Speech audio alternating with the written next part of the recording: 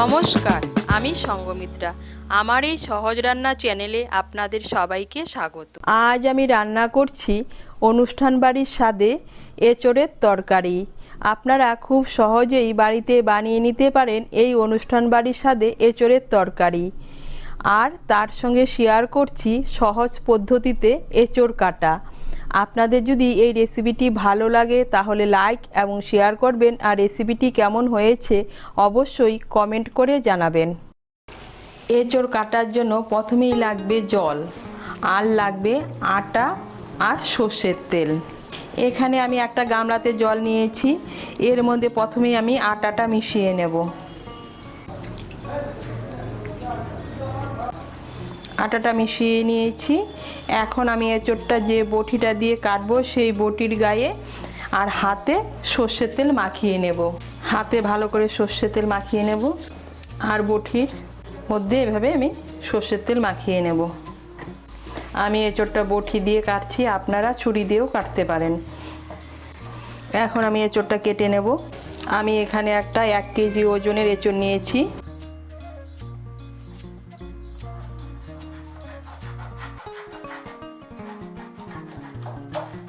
এই দেখুন এঁচোড়টা কেটে নিয়েছি। এখন এঁচোড়টাকে ভালো করে জল দিয়ে ধুয়ে নেব।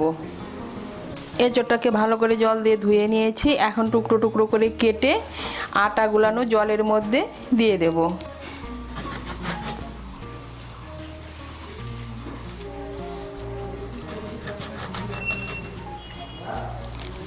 এভাবে যদি এঁচোড়টা কেটে আপনারা ভালো করে ধুয়ে নিয়ে সঙ্গে সঙ্গে আটা গুলানো জলের মধ্যে রেখে দেন, তাহলে এঁচোড়টা কাটার পরে কালো হবে না, আর হাতে কোনো আঠাও লাগবে না। এখন একটা এঁচোড়ের টুকরো নিয়ে এঁচোড়ের মাঝখানের যে শক্ত অংশটা এটা কেটে বাদ দিয়ে দেব। এখন খোসাগুলো ছাড়িয়ে নেব। এই দেখুন এভাবে আমি কেটে নেব। এখন এগুলোকে টুকরো করে নেব। আপনাদের পছন্দ মতো আপনারা ছোট বড় টুকরো করে নিতে পারেন। আমি এভাবে টুকরো করে নিয়েছি। এগুলোকেও আমি আটা গুলানো জলের মধ্যে রেখে দেব। এইভাবে আমি সবটা এঁচোড় কেটে নেব। এই দেখুন এঁচোড়টাকে আমি কেটে নিয়েছি।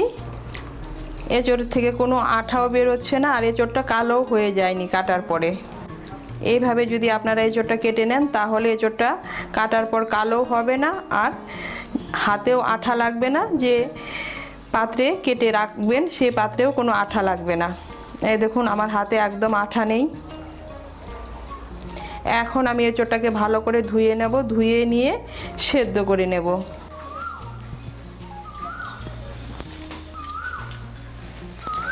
এঁচোড়টা সেদ্ধ করার জন্য জল বসিয়েছি। এর মধ্যে দিয়ে দিচ্ছি সামান্য একটু নুন, দিয়ে দিচ্ছি সামান্য একটু হলুদের গুঁড়ো, এর মধ্যে আমি এঁচোড়টা দিয়ে দেব।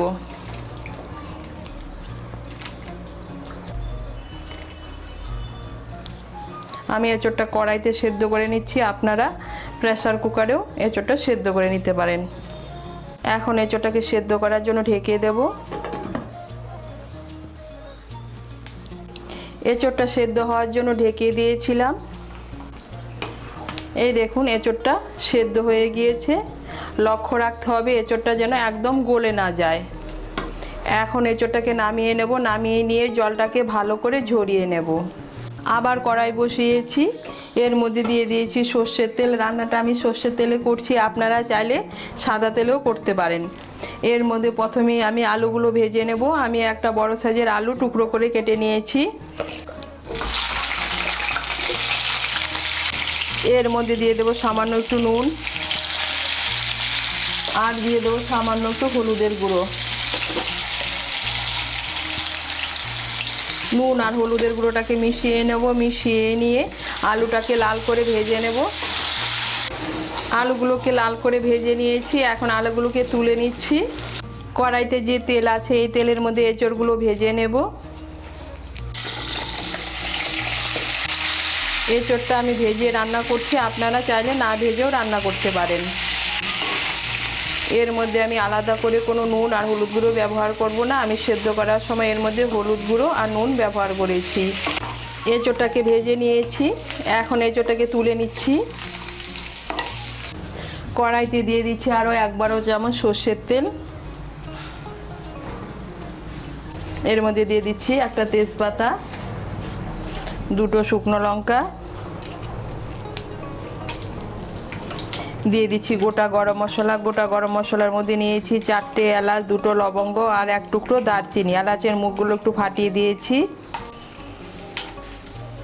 আর দিয়ে দিচ্ছি 1/2 ছোট চামচ গোটা জিরে।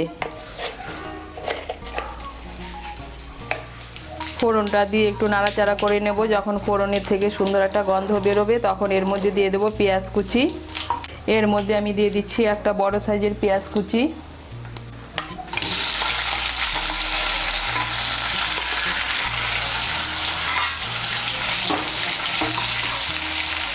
পেঁয়াজ কুচিটাকে তেলের সঙ্গে মিশিয়ে নেব, মিশিয়ে নিয়ে লাল করে ভেজে নেব। পেঁয়াজ কুচিটাকে লাল করে ভেজে নিয়েছি। এখন এর মধ্যে দিয়ে দেবো আদা বাটা, রসুন বাটা আর কাঁচা লঙ্কা বাটা।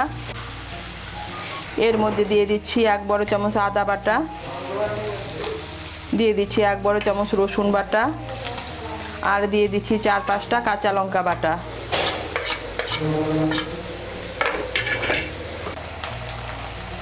আদা বাটা, রসুন বাটা আর কাঁচা লঙ্কা বাটাটাকে ভালো করে মিশিয়ে নেব। তেলের সঙ্গে মিশিয়ে নিয়ে একটু ভেজে নেব। আদা বাটা, রসুন বাটা আর কাঁচা লঙ্কা বাটাটাকে মিশিয়ে নিয়ে একটু ভেজে নিয়েছি। এখন এর মধ্যে দিয়ে দেবো টমেটো বাটা। এর মধ্যে আমি দিয়ে দিচ্ছি একটা মাঝারি সাইজের টমেটো বাটা। টমেটো বাটাটাকেও মিশিয়ে নেব, মিশিয়ে নিয়ে একটু ভেজে নেব। টমেটো বাটাটাকেও মিশিয়ে নিয়ে একটু ভেজে নিয়েছি। এখন এর মধ্যে দিয়ে দেবো গুঁড়ো মশলা। গুঁড়ো মশলার মধ্যে নিয়েছি 1 ছোট চামচ হলুদের গুঁড়ো, 2 ছোট চামচ লঙ্কার গুঁড়ো, 2 ছোট চামচ জিরের গুঁড়ো আর 1 ছোট চামচ ধনের গুঁড়ো। এগুলো দিয়ে একটা পেস্ট বানিয়ে নিয়েছি। পেস্টটা এর মধ্যে দিয়ে দিচ্ছি।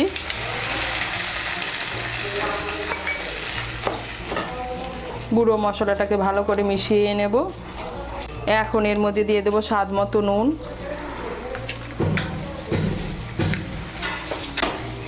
নুনটাকে মিশিয়ে নেব, মিশিয়ে নিয়ে মশলাটাকে ভালো করে কষিয়ে নেব।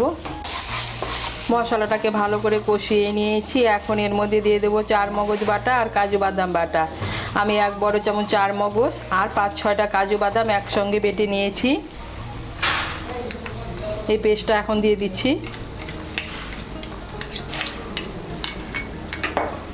ভালো করে মিশিয়ে নেব 4 মগজ বাটা আর কাজু বাদাম বাটা। মিশিয়ে নিয়েছি। এখন এর মধ্যে দিয়ে দেবো টক দই। এর মধ্যে আমি দিয়ে দিচ্ছি 2 বড় চামচ টক দই। টক দইটাকেও ভালো করে ফেটিয়ে নিয়েছি।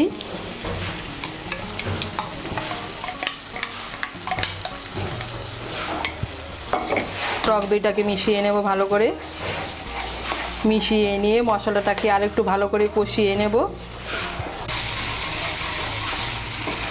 4 মগজ বাটা, কাজু বাদাম বাটা আর টক দইটাকে মিশিয়ে নিয়ে মশলাটাকে ভালো করে কষিয়ে নিয়েছি। মশলার থেকে তেল ছেড়ে দিয়েছে, তার মানে মশলাটা ভালো করে কষানো হয়ে গিয়েছে।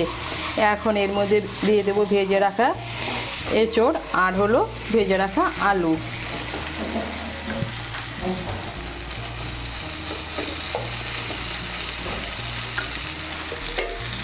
আলু আর এঁচোড়টাকে মশলার সঙ্গে ভালো করে মিশিয়ে নেব। এঁচোড় আর আলুটাকে ভালো করে মশলার সঙ্গে মিশিয়ে নিয়েছি। এখন এর মধ্যে দিয়ে দেবো স্বাদ মতো চিনি। চিনিটা অপশনাল, আপনারা যদি পছন্দ না করে না দিলেও চলবে, কিন্তু আমি যেহেতু টক দই আর টমেটো ব্যবহার করেছি তাই এর মধ্যে সামান্য একটু চিনি ব্যবহার করছি।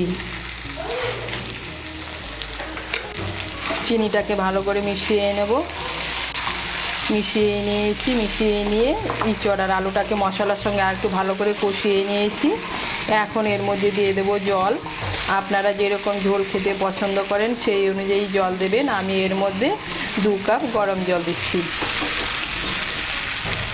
আমি মশলার বাটিটা ধুয়ে এর মধ্যে গরম জল দিচ্ছি। জলটাকে ভালো করে মিশিয়ে নেব। জলটাকে ভালো করে মিশিয়ে নিয়েছি। এখন আঁচটাকে মিডিয়াম করে 10 মিনিটের জন্য ঢেকে দেব। আঁচটাকে মিডিয়াম করে 10 মিনিটের জন্য ঢেকে দিয়েছিলাম। এই দেখুন এঁচোড় আর আলুটা পুরোপুরি একদম সেদ্ধ হয়ে গিয়েছে।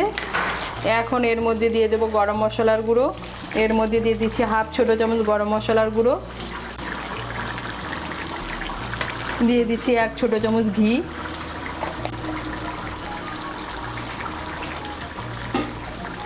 আর দিয়ে দিচ্ছি চিড়ে রাখা কাঁচা লঙ্কা। ঘি আর গরম মশলার গুঁড়োটাকে ভালো করে মিশিয়ে নেব। মিশিয়ে নিলেই তৈরি অনুষ্ঠান বাড়ির স্বাদে এঁচোড়ের তরকারি। আপনারা এভাবে একবার বানিয়ে খেয়ে দেখবেন, খেতে কিন্তু অসাধারণ লাগে। তৈরি হয়ে গেল অনুষ্ঠান বাড়ির স্বাদে এঁচোড়ের তরকারি।